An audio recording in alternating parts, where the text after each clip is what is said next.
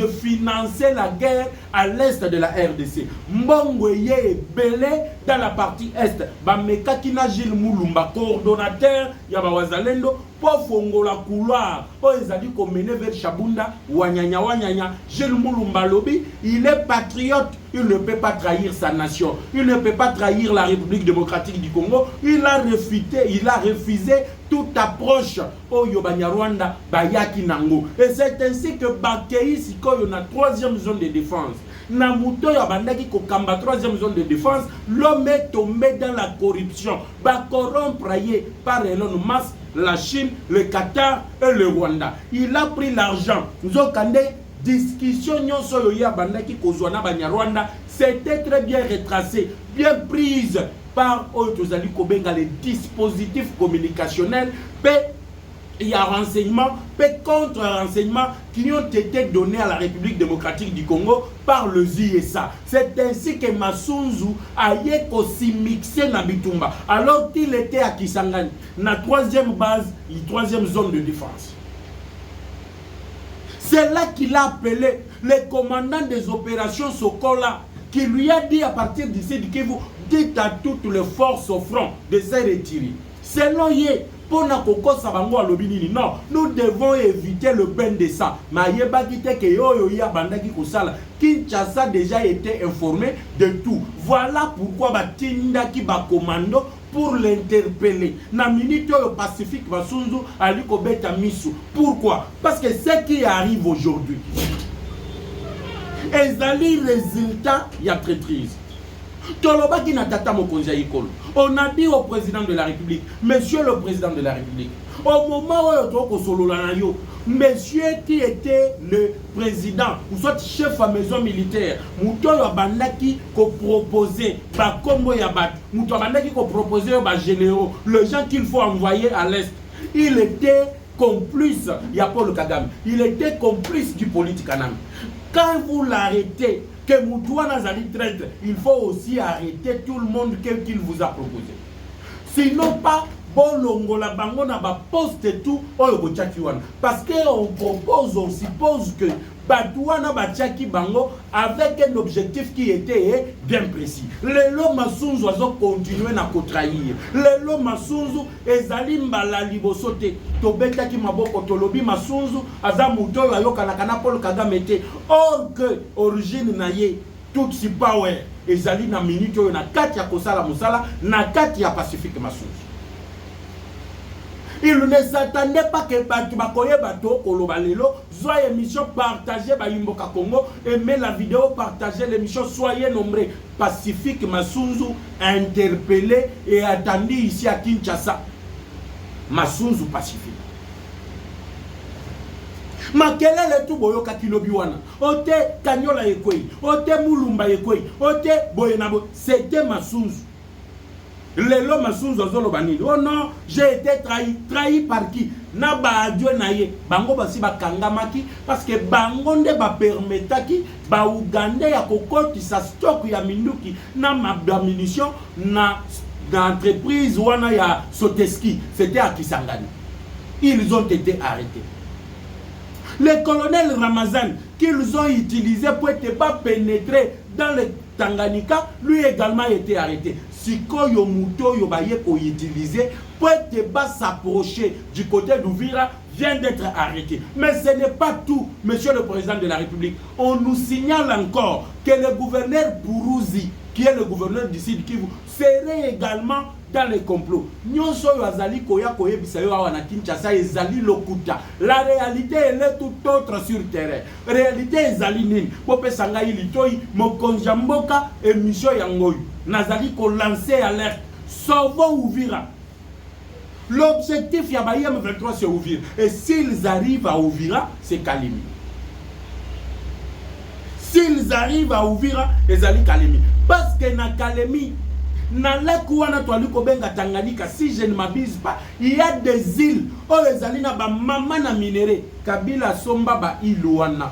Kabila somba ba ferme, Kabila somba ba village. Et c'est facile que ceux qui bakomi wana, ça sera tellement difficile de les contrer. Ça sera les grands Katanga qui va tomber. Mais maintenant, Masunzo a fongolo li bango couloir. Oyo, monsieur Gilles Moulumba boya qui peut pas comme na Chabunda, Masunzo a fongolo si banga fongolo li bango couloir, ba comme na Uvira. Yango bazwa ki Kanyola qui est à 57 km de la ville de Bukavu. Qui est à 57 km de la ville de Bukavu. Village Bokoyo Kawana ya Mulumba. J'ai eu les Wazalendo au téléphone. Balobi biso to pesifi na biso tozo bunda matin midi soir. Mais pourquoi nous mettre les gens comme les Masunzu oyo bazoya kopesa biso ba injonction qui sont à l'avantage de l'ennemi? À quoi joue le commandement des forces armées? On peut se réjouir aujourd'hui, dire que Masunzu va interpeller, Masunzu va bengissia wana Kinshasa, et Zali Bongo Kitoko. Mais l'histoire va retenir quoi? Que Fachi a nommé qui va traître. Mais Fachi, il est temps, Yakoyoka Batunayo, Yakoyoka armée. Dans l'armée, on ne fait pas cadeau à quelqu'un. Batouana Bazali prêt, Yako s'en prendre Navi na Yomoko. Et vous devez aussi être prêt, Yako contraindre Bango.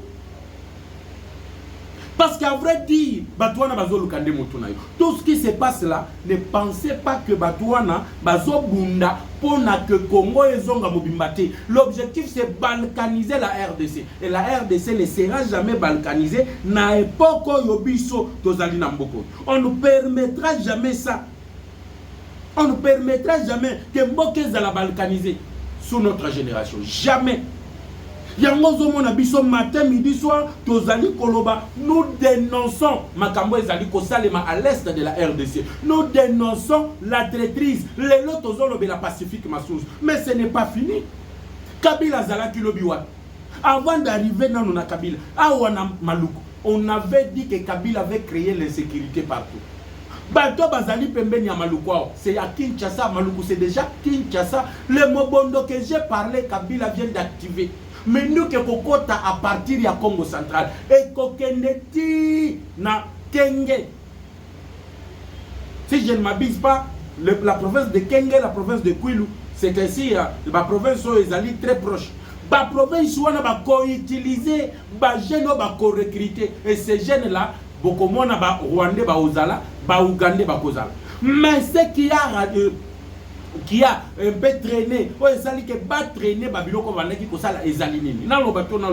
mais permettez-moi d'abord, aimer vidéo, partager l'émission, on a déjà belé parce que Zakoinda aux alentours de Maluku, Massage Zaliko Beta, le loba kangi ba mobondo ebele. Na katika cha mobondo on a retrouvé que des gens de nationalités différentes. Or, rappelez-vous que la même opération ou même bien le même système a été fait également du côté de l'Ituri. Là où Johnny Luboyenga Chama a Kanga Kibango, Nathalie Sakibino vidéo. La même chose est Zali Kosali Mana minute na Maluku.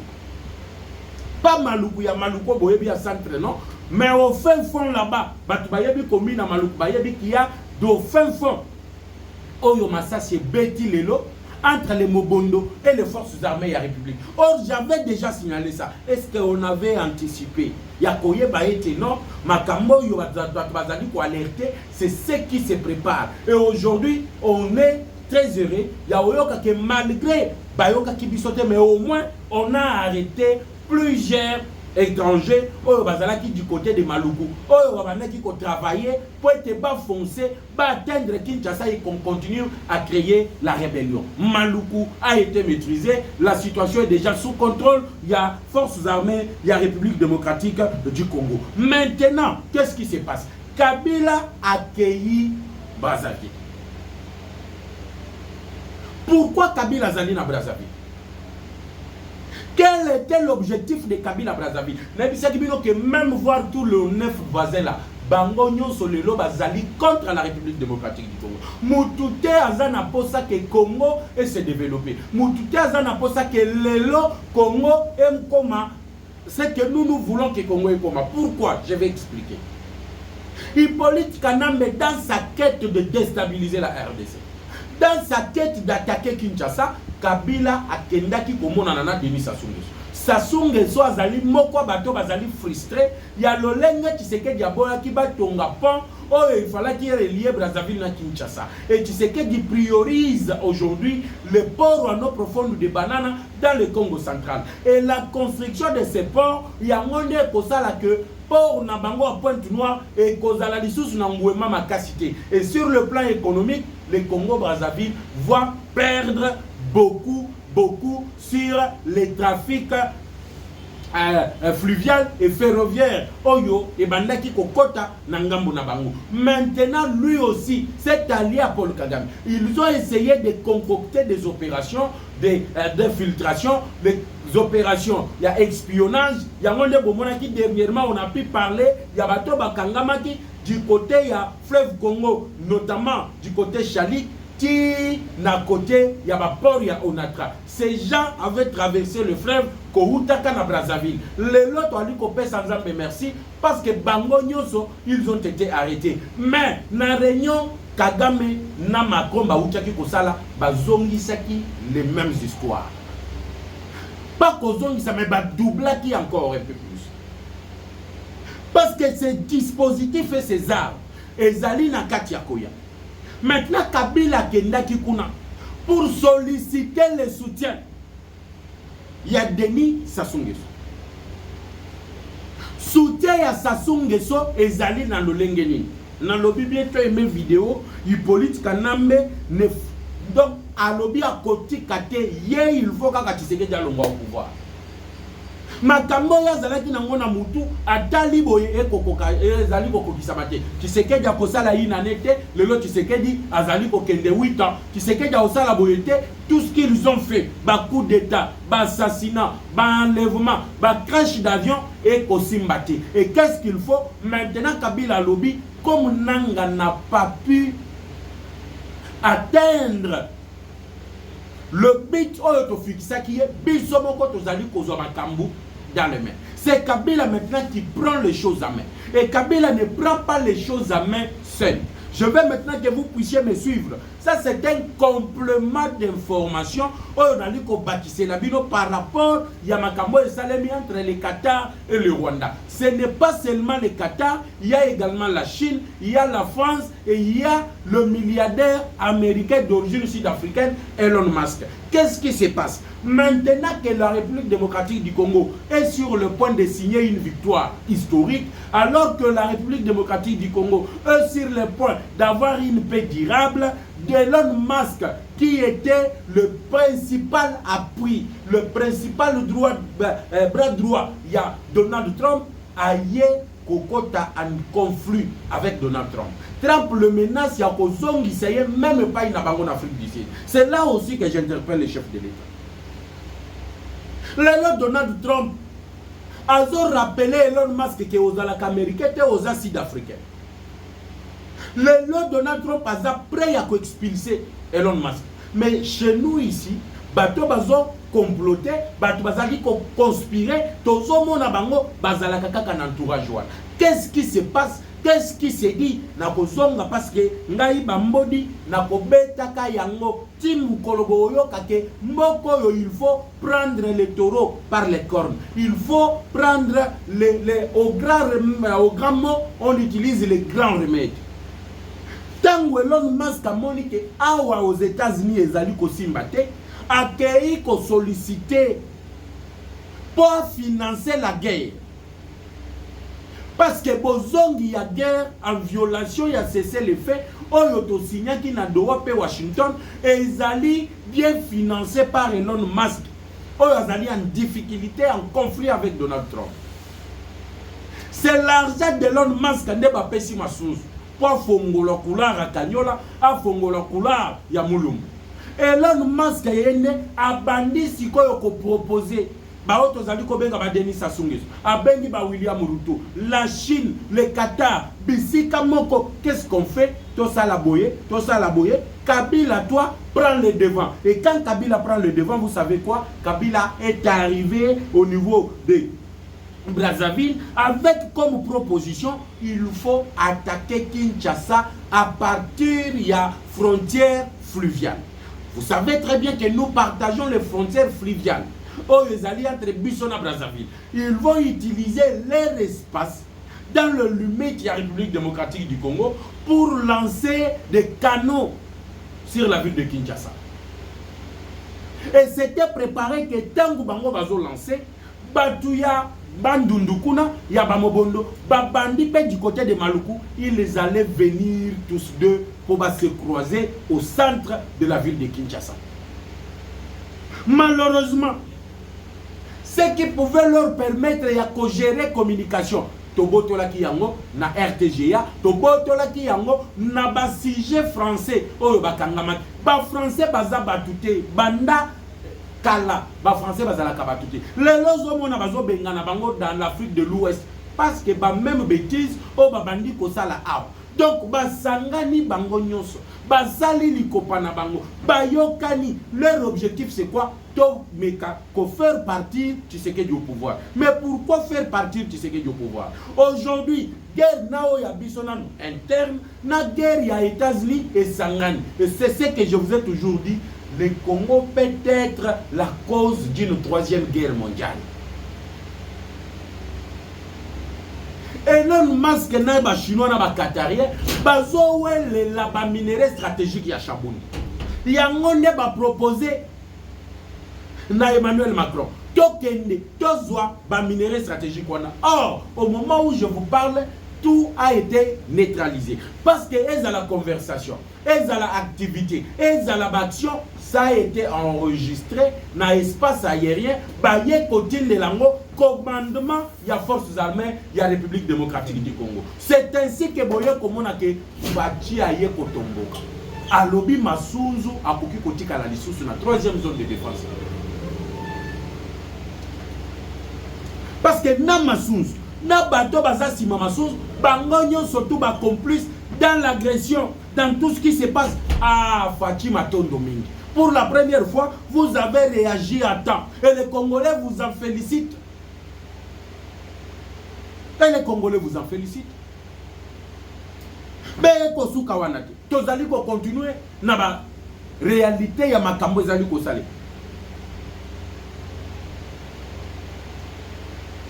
Qatar, Olazala qui pensa médiateur aye kokota na financement ya Rwanda. Quand vous vendez les armes au Rwanda, Bozoko sa auto signé vente partenariat o ekozala lokuta. Écoutez-moi très bien. Bakopesa Rwanda minduki, bakopesa Rwanda ba drone, bakopesa Rwanda ba avion de chasse. En retour le Rwanda Muzala ba yebisie yo pesa kabiso kaka ba minéré. Répartition ba minéré, 30 ya ba qatarien, 30 ya ba chinois, 20 ya ba français, 20 ya ba rwandais et na 20 ya ba rwandais bangonde ba kokanisa ba ougandais. Voilà comment est-ce que tozana kati ya koyeba nyonso yo bango ba bandaki kosala. Or, clé USB.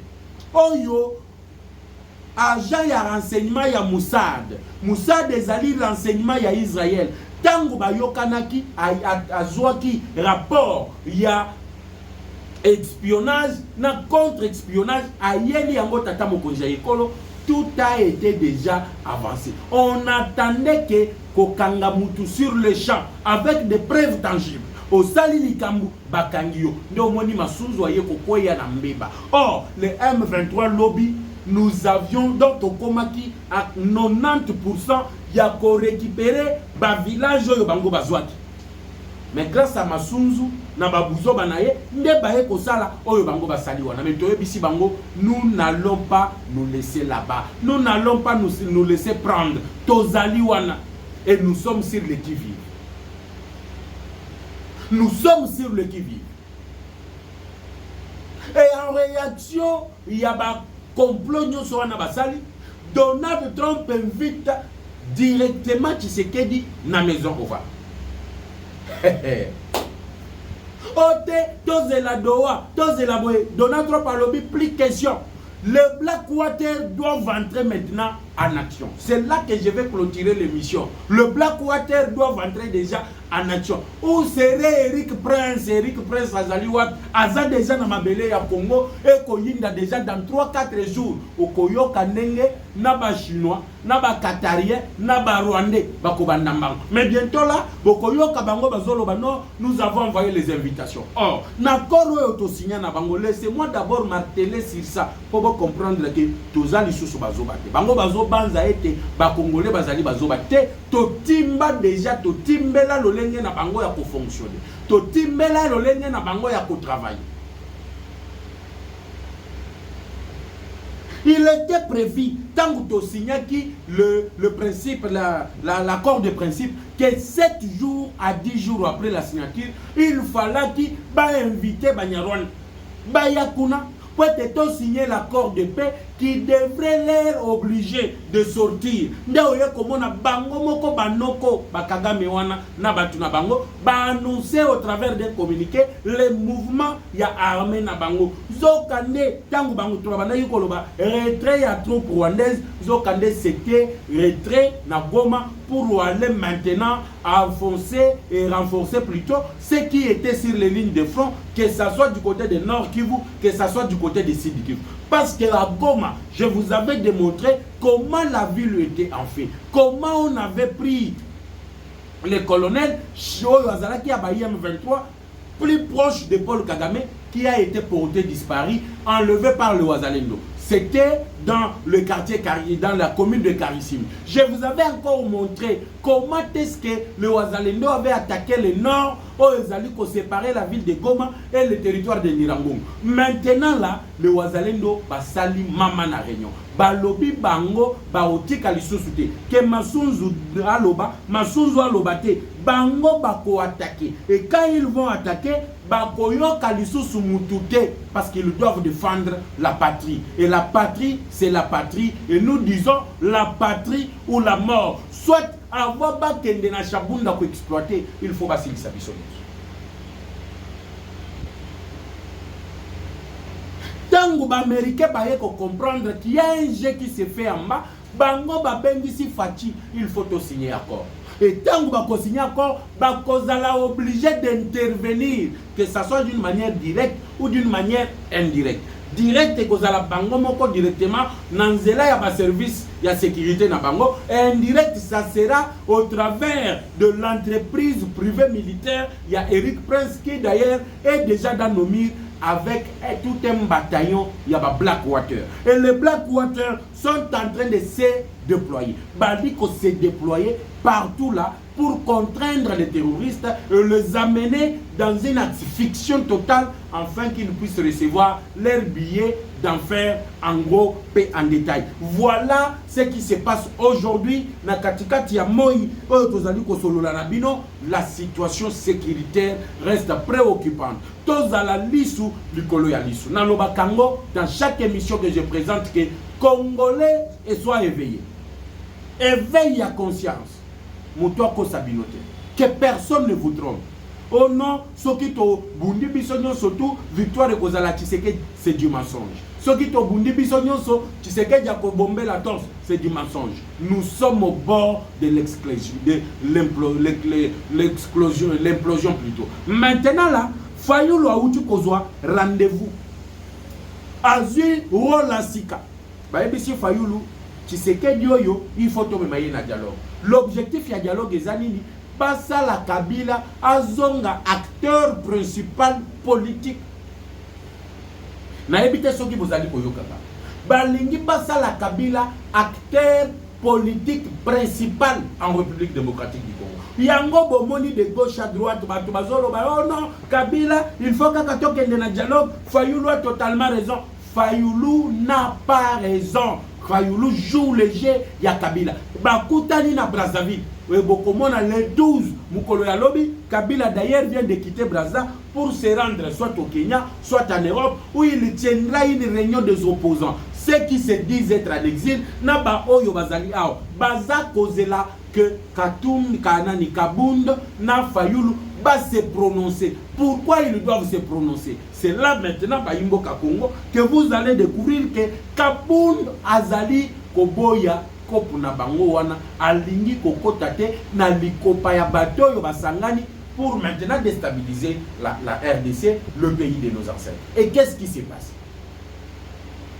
Les 12 Yalobi, il y aura réunion.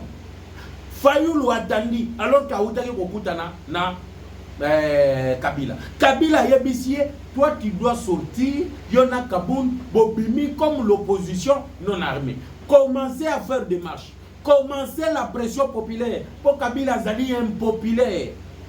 C'est à Fayoulou et à Kaboun qu'on a donné le rôle de Yakobimi Saka Patunanzela. L'église catholique promet et bango appui. Bientôt vous allez entendre l'église faire des déclarations pour réclamer le dialogue. Ba